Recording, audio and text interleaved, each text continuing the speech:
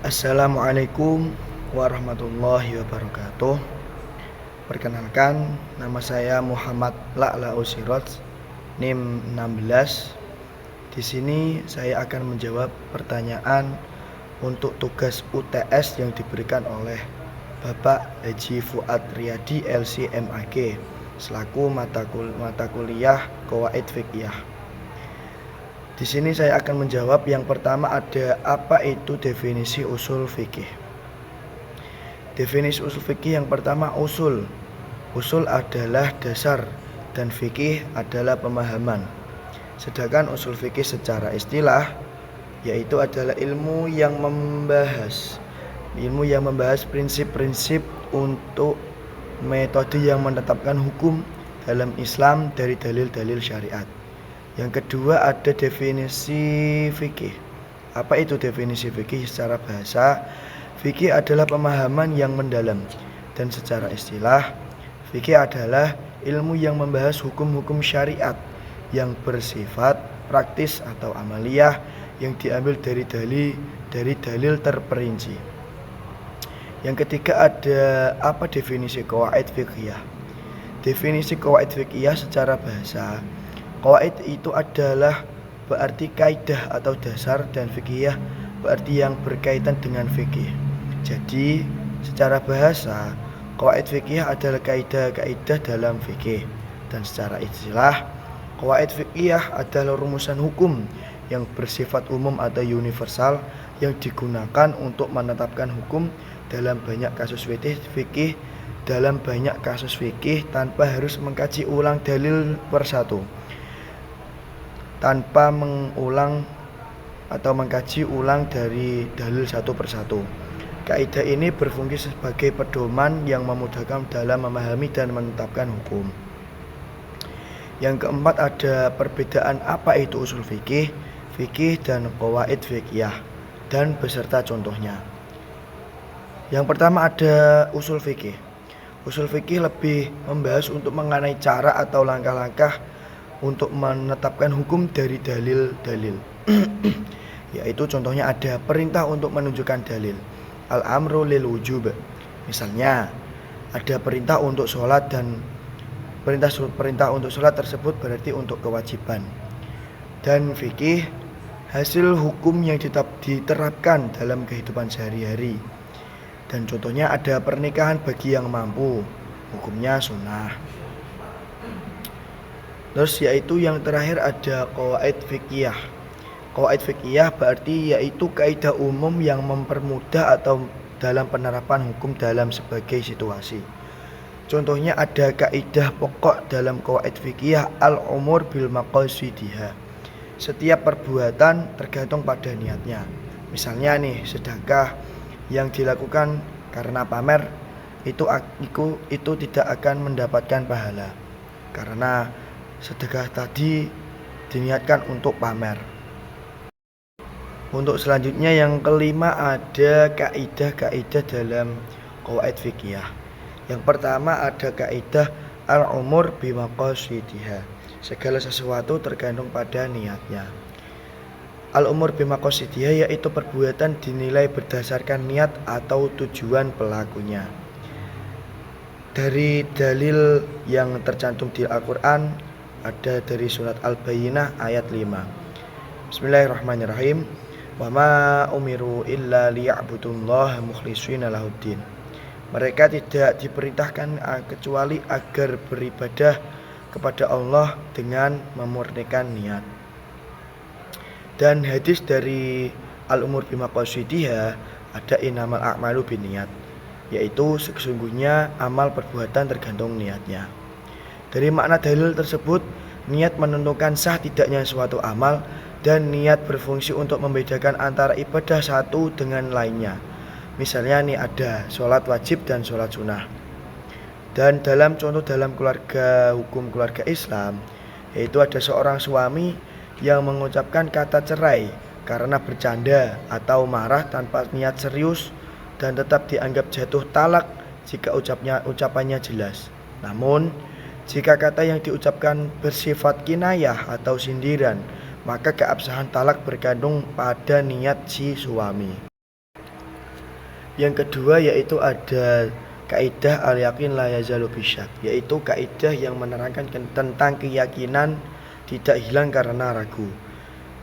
Keyakinan tidak hilang karena ragu, yaitu yang dimaksud sesuatu yang diyakini tidak gugur hanya karena adanya keraguan.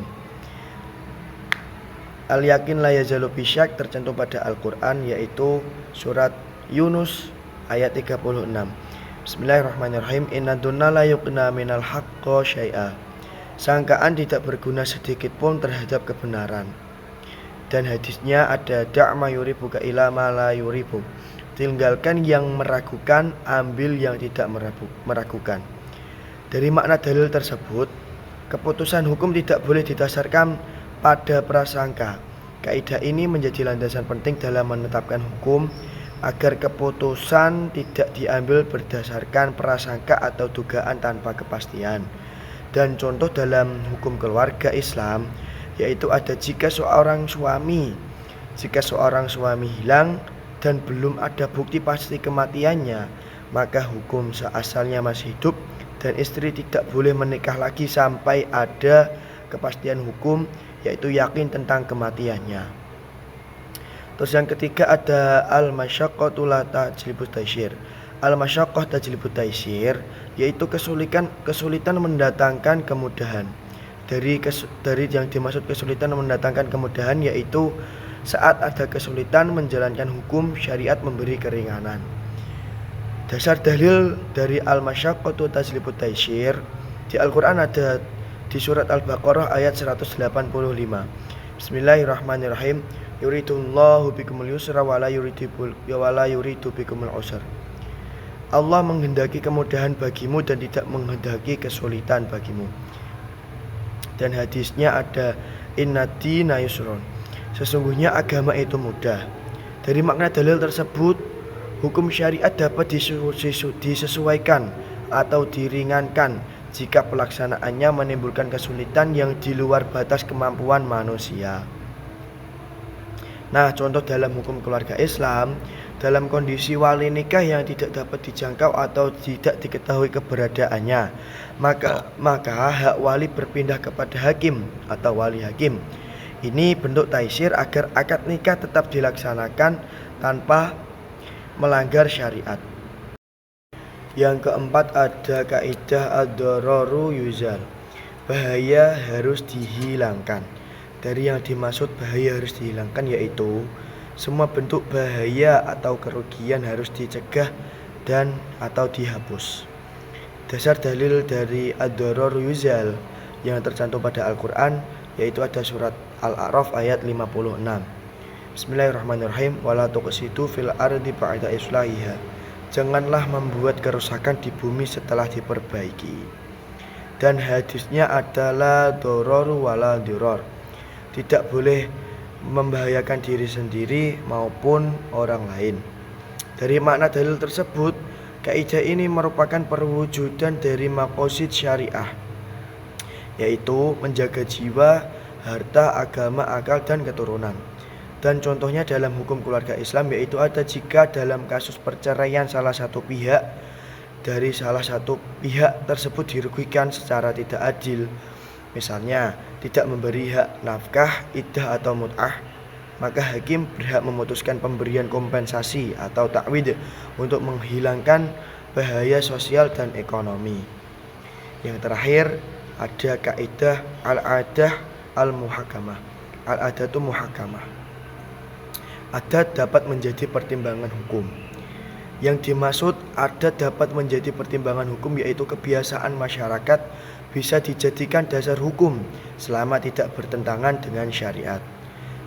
Dasar dalil dari al-adah muhakamah yaitu ada di surat Al-A'raf ayat 199. Bismillahirrahmanirrahim. Hudil afwa wal mur bil urf. Ambillah yang baik dan diperintahkan yang ma'ruf atau kebiasaan baik. Hadisnya ada ma rahul muslim hasanan fahuwa indallahi hasanun. Apa yang dianggap baik oleh kaum muslimin maka baik di sisi Allah. Terus makna dalil yaitu adat atau kebiasaan masyarakat bisa menjadi sumber hukum sekunder atau urf jika tidak bertentangan dengan Al-Quran dan Sunnah, berlaku secara umum, terus-menerus, diketahui dan diterima masyarakat, dan tidak membawa mudorot. Dalam penerapan contoh dalam hukum lembaga Islam, yaitu dalam masyarakat tertentu pemberian seserahan atau hantaran menjadi tradisi dalam pernikahan. Hal ini diperbolehkan selama tidak berlebihan dan tidak menyalahi prinsip syariat. Yaitu tersebut tadi dari pertanyaan UTS mata kuliah Qawaid Fiqhiyah dari saya. Kurang lebihnya jika ada kesalahan dari saya, kurang lebihnya mohon maaf sebesar-besarnya. Wassalamualaikum warahmatullahi wabarakatuh.